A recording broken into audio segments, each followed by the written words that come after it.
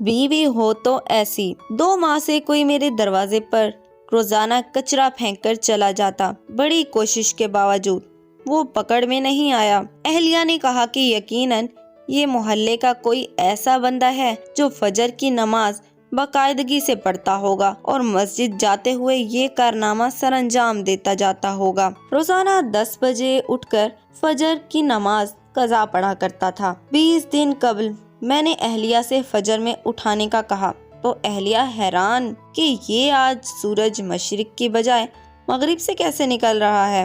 خیر، انہوں نے مجھے اگلے روز فجر کے وقت اٹھا دیا۔ میں نے اٹھتے ہی کھڑکی سے نیچے جھانک کر دیکھا تو دروازے پر کچرا موجود نہیں تھا۔ فٹافٹ وضو کیا، کھڑکی کے پاس سے مصلی بچھایا اور 2 رکعت سنت جلدی سے پڑھ کر پھر سے جھانک کر دیکھا تو کچرا دروازے پر پڑا میرا منہ چڑھا رہا تھا۔ خیر، پھر 2 رکعت فرض پڑھ کر دوبارہ سو گیا۔ اگلے دن سنت کے بجائے فرض پڑھتے کچرا پھینک دیا گیا۔ 4 دن اسی طرح گزر گئے لیکن کچرا پھینکنے والے کو پکڑ نہیں پایا۔ 5واں دن اہلیہ کہنے لگی، ماشاءاللہ آپ اب فجر کی نماز پڑھنے لگے ہیں تو مسجد میں باجماعت نماز پڑھ لیا کیجیے۔ بات دل کو لگی اور 5ویں دن سنت گھر میں پڑھ کر جماعت سے 15 منٹ پہلے دروازے پر کرسی لگا کر بیٹھ گیا اور محلے کے نمازی حضرات کو آتے جاتے دیکھنے لگا کہ کس نمازی کے ہاتھ میں کچرے کا شاپر ہے، لیکن افسوس سارے خالی ہاتھ دکھائی دیے۔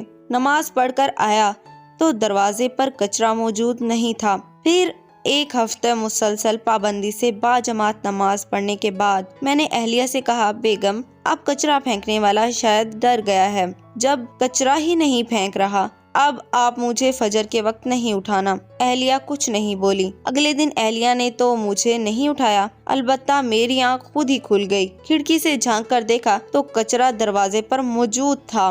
ٹائم دیکھا تو فجر کا وقت تو باقی تھا لیکن جماعت نکل چکی تھی۔ اب اگلے دن پھر وہی معمول تھا۔ 2 ہفتے مسلسل فجر کی نماز باجماعت پڑھتا رہا اور دروازہ صاف ستھرا ملتا رہا۔ 2 ہفتے بعد اب میری جماعت سے فجر کی نماز پڑھنا۔ پھر کچھ دن بعد رات کے کھانے میں اس کچرا پھینکنے والے کا ذکر آ گیا۔ میں اسے برا بھلا کہنے لگا۔ بیٹا بولا، ابو آپ اسے برا تو نہ کہیں، بلکہ وہ تو آپ کا محسن ہے جس کی وجہ سے آپ فجر کی نماز باجماعت پابندی سے پڑھنے لگے ہیں۔ بیٹے کی بات سن کر میرے دماغ کو جھٹکا سا لگا اور سب کو غور سے دیکھنے لگا۔ مجھے یوں اپنی طرف دیکھتے ہوئے سارے ہنسنے لگے۔ بیٹا کہنے لگا، ابو آپ کی وہ محسن اور کوئی نہیں بلکہ امی ہیں، آپ امی کا شکریہ ادا کیجئے۔ میں نے اہلیہ کو دیکھا تو کہنے لگی، جب گھی سیدھی انگلی سے نہ نکلے تو ٹیڑھی انگلی سے نکالنا پڑتا ہے۔ یہ سبق ہے سب بیویوں کے لیے کہ وہ چاہیں تو اپنی اولاد کے علاوہ اپنے خاوند کی بھی تربیت کر سکتی ہیں۔